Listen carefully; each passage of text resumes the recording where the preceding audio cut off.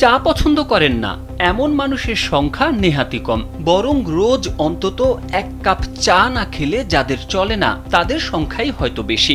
অনেকে আবার একাধিক কাপ চাও খেয়ে থাকেন সারাদিনে, কারো কারো আবার চায়ের নেশাই বলা চলে। নিঃসন্দেহে চা একটি সুপেয় পানীয়, তবে বাংলাদেশে বহুল ব্যবহৃত জনপ্রিয় চায়ের ব্র্যান্ডগুলো টি ব্যাগগুলোতে বিপজ্জনক মাত্রায় বিষাক্ত ভারী ধাতু পাওয়া গেছে বলে এক গবেষণায় উঠে এসেছে।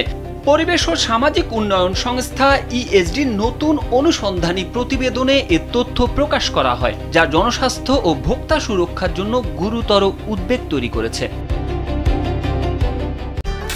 নিন মজাদার গোলমার্ক বক্স, কুরমুরে বাইটে ফুরফুরে লাইফ।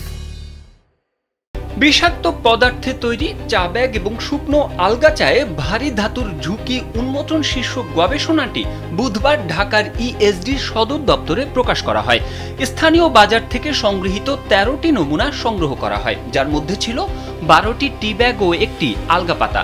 পরীক্ষাগারে বিশ্লেষণ করে দেখা গেছে এগুলোতে দূষণের মাত্রা আন্তর্জাতিকভাবে নির্ধারিত নিরাপদের মাত্রা থেকে বহুগুণ ছাড়িয়ে গেছে।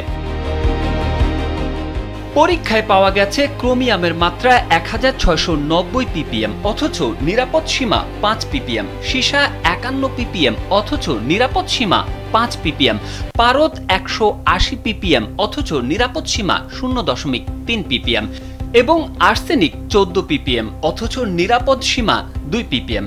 এছাড়া টি ব্যাগের প্যাকেজিংয়ে অ্যান্টিমনির মাত্রা 154 ppm পর্যন্ত পাওয়া গেছে। গবেষণায় ইউরেনিয়াম ও থোরিয়ামের উপস্থিতিও ধরা পড়েছে।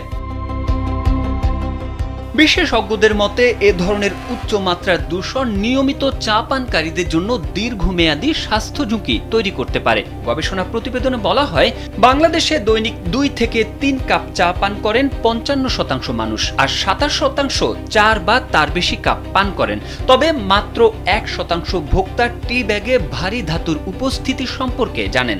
গবেষণায় ইতিবাচক দিক হিসেবে চা পাতায় আয়রন, ম্যাঙ্গানিজ, তামা, জিঙ্ক ও কোবাল্টের মতো প্রয়োজনীয় পুষ্টি উপাদানও পাওয়া গেছে বলে উল্লেখ করা হয়েছে।